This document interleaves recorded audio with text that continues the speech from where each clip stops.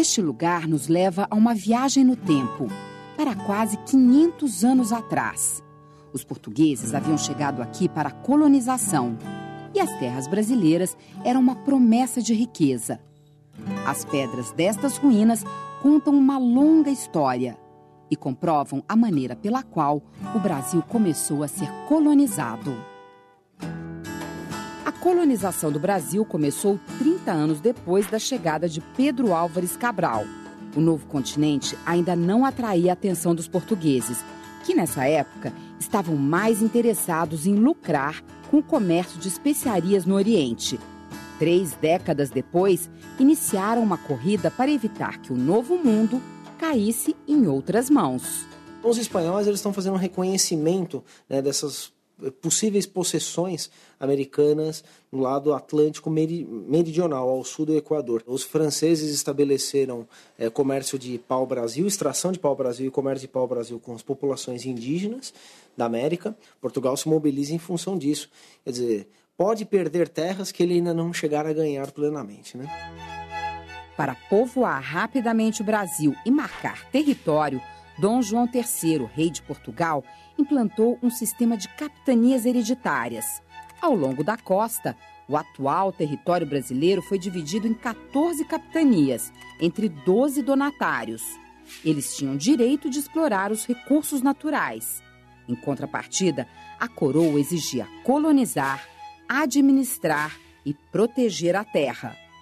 Em 1532, pouco antes da criação das capitanias, Martim Afonso de Souza, nobre capitão das esquadras portuguesas, fundou a primeira vila do Brasil, São Vicente, e logo desenvolveu o plantio da cana e a produção de açúcar, que os portugueses já conheciam muito bem. Aqui onde estão essas pedras, Martim Afonso de Souza ergueu um dos primeiros engenhos de cana-de-açúcar de que se tem notícia no Brasil. As ruínas, pesquisadas por historiadores e arqueólogos, comprovam que o engenho foi construído em 1534. O engenho São Jorge dos Erasmos fica na divisa entre as cidades de Santos e de São Vicente. É hoje um patrimônio histórico. Além de testemunhar a colonização brasileira, o engenho é uma base avançada de pesquisa, cultura e extensão universitária da USP, a Universidade de São Paulo. O que chama atenção nesse engenho é a maneira como ele foi construído. Ele está no alto do terreno, feito com paredes grossas. Isso significa uma preocupação com a defesa do território? Acho que para entender aqui o São Jorge dos Erasmos é preciso entender o momento que ele foi construído. No momento em que a coroa portuguesa está preocupada em preservar o território, o seu território aqui na América, como uma maneira de garantir o Oceano Atlântico como seu mar mercantil. Então era preciso, ao mesmo tempo, trazer gente para cá que ocupasse produtivamente, mas era preciso também defender o território. Então o engenho tem essa característica, ele é um engenho fortaleza. Que outros indícios, além das paredes grossas, revelam que esse era um engenho fortaleza? A preocupação com a segurança, com a fortaleza, são as seteiras. Nós temos várias, algumas já não aparecem, mas são essas daqui, são as seteiras. Essa posição, se você vir as paredes no sentido diagonal, que garantem, ao mesmo tempo que o atirador tenha visão, seja para um lado, seja para o outro, e que ele não receba, ao contrário, a munição do outro lado. Professora, e essa área? Essa daqui é uma escavação que foi feita no final dos anos 90, no primeiro reconhecimento arqueológico aqui do terreno, e o que se descobriu é que há uma camada de cinza bem significativa embaixo desta área que nós estamos pisando. Então, a minha hipótese em especial é de que nesta região estariam as fornalhas, aqui, dali passava o caldo, ali a região em que era moída a cana, aqui vinha o caldo, que era a área de cozimento, e muito provavelmente aqui atrás, nessa região de trás, as mesas onde ficavam as formas de açúcar. Tudo isto precisa ser estudado no sentido de entender qual era a configuração produtiva deste engenho. E por que a opção pela força da água para movimentar, para mover o engenho? A força da água, nesse momento, ela é considerada uma energia mais nobre, mais dinâmica. O uso de animais é, num certo sentido, mais caro do que o uso da água como elemento natural. Essa mata não existia na época? A mata existia, mas ela é sempre muito destruída por dois motivos. Do combustível, que é essencial para as fornalhas, e o motivo da defesa, para que eles tivessem uma visão maior aqui da região. Uhum. Mas a plantação da cana não se sabe onde ficava? Ela deveria ficar em áreas mais distantes, próximos aqui aos rios, nas áreas mais planas daqui da ilha. E distribuídas? Distribuídas. Em várias propriedades. Há uma datação para a entrega da cana, conforme o fornecedor. Ele tem uma data certa que ele corta a cana e entrega no engenho, porque a cana, depois de cortada, não pode ser armazenada. E depois de 24 horas, ela perde a sua capacidade, sacarinidade, ela azeda, etc. Então, há uma marcação para os lavradores. O cultivo da cana atravessou os séculos. Hoje, o Brasil é o principal produtor de cana-de-açúcar do mundo e gera, além do açúcar, álcool combustível e biodiesel. Mas por que a produção do açúcar foi escolhida como a primeira atividade econômica no período colonial? A cultura da cana, ela tem uma longa história, né, que remonta aí a séculos bem anteriores aos da colonização do Brasil. No começo do século XVI, ela está muito bem estabelecida em várias regiões do mar Mediterrâneo, né?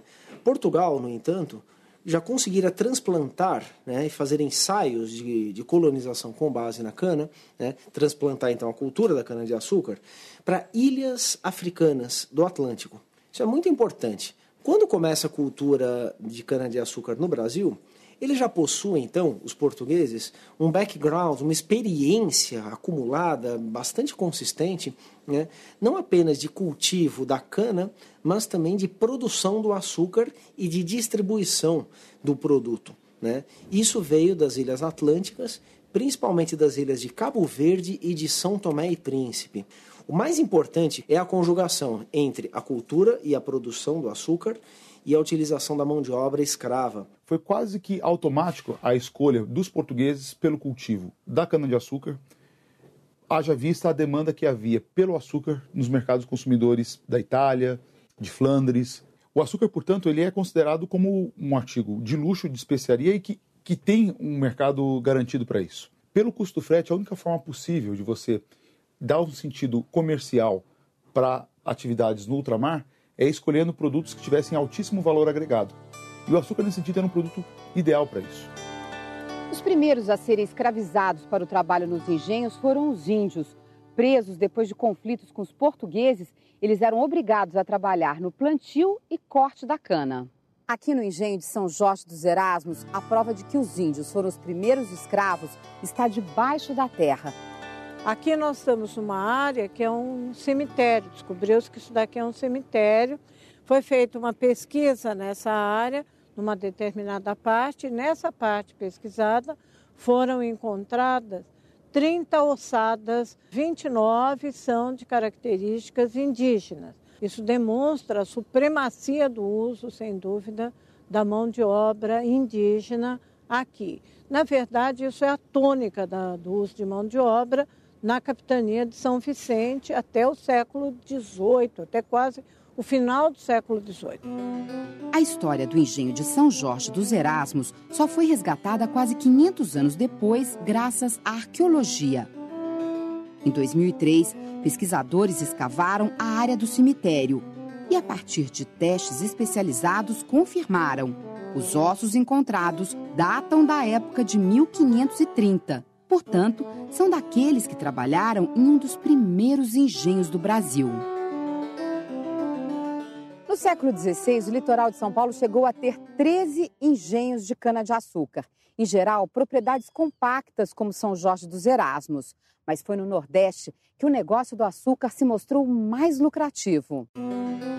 A terra argilosa, o clima quente e a maior proximidade com a Europa fizeram do litoral nordestino o lugar ideal para a indústria açucareira.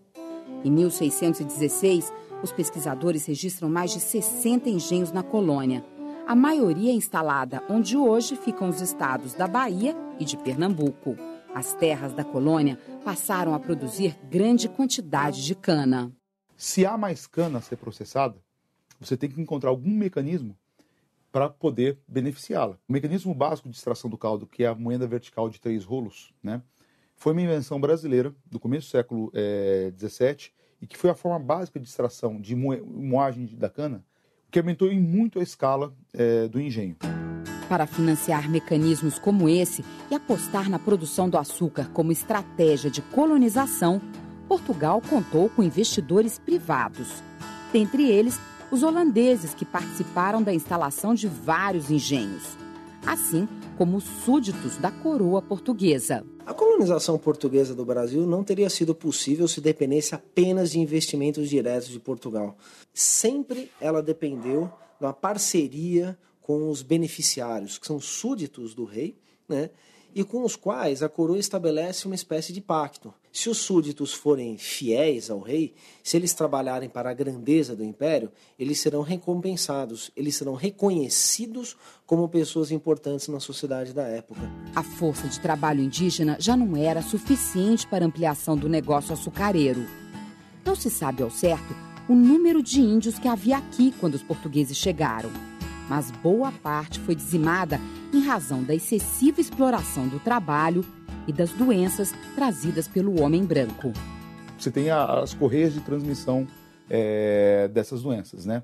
Então, assim, o que aconteceu ao longo do século XVI na costa atlântica do Brasil foi um processo de mortalidade indígena assombroso, que afetava diretamente as possibilidades de escravização dos indígenas. Na medida que, enfim, que essas doenças se espalham, né? Os portugueses têm que avançar cada vez mais no interior do território para conseguir escravos. Esses escravos que são trazidos para o litoral, eles morrem numa quantidade absurda. Essa é uma variável central, enfim, um fator central para compreender o porquê da escravidão africana no Brasil. Mas um fator absolutamente decisivo, né, crucial, né, para determinar esse estado de coisas, foi o fato de que não era possível estabelecer um comércio de indígenas tão lucrativo como aquele que foi estabelecido com os africanos. Então, a utilização da mão de obra escrava de origem africana não apenas pôde solucionar o problema do abastecimento de trabalhadores, como também abriu um lucrativo filão do comércio colonial. Os engenhos do Nordeste eram diferentes dos primeiros engenhos do litoral paulista. O mesmo local reunia a plantação e a unidade de produção e beneficiamento do açúcar. O que os aproximava era o uso cruel da força de trabalho escrava, agora de africanos. O Brasil foi o país que mais importou escravos africanos ao longo do tempo. Foi aqui que desembarcaram cerca de 50% dos escravos vindos para a América. Se foi o sistema que mais escravizou, a gente também pode dizer que foi o sistema que mais alforriou os escravos. Isso produziu, ao longo de 3 séculos, uma quantidade muito grande de uma população afrodescendente livre, mas que tinham relações com o sistema escravista. O Gilberto Freire, por exemplo, leu essa possibilidade de obtenção de alforria como uma prova da benevolência do sistema escravista brasileiro, ou seja, um sistema no qual os escravos seriam bem tratados, as relações sociais seriam pautadas por uma relativa democratização entre brancos e negros. Só que o que se esquece é que, para esse sistema funcionar, ele dependia constantemente da introdução de novos africanos. Então foi uma engenharia social bastante perversa, né? Onde você tem, numa das pontas, a produção de liberdade e, na outra ponta, a produção constante de escravização. A economia do Brasil colônia dependeu basicamente da produção de cana-de-açúcar ao longo de 3 séculos. Mesmo com o impulso da mineração em meados do século XVIII, com a descoberta de ouro nas Minas Gerais, a cana-de-açúcar continuou a ser importante fonte de renda. Baseada no uso de grandes extensões de terra, na monocultura e na escravidão, a cultura açucareira influenciou a formação do povo brasileiro. É muito difícil a gente provar de maneira definitiva como que o escravismo se faz parte da nossa sociedade hoje. Mas a gente não tem como não enxergar em fenômenos como, por exemplo, o preconceito racial, né? O crivo racial da desigualdade social brasileira, né? A violência introjetada na sociedade brasileira. É difícil não enxergar aí marcas muito incômodas desse passado escravista.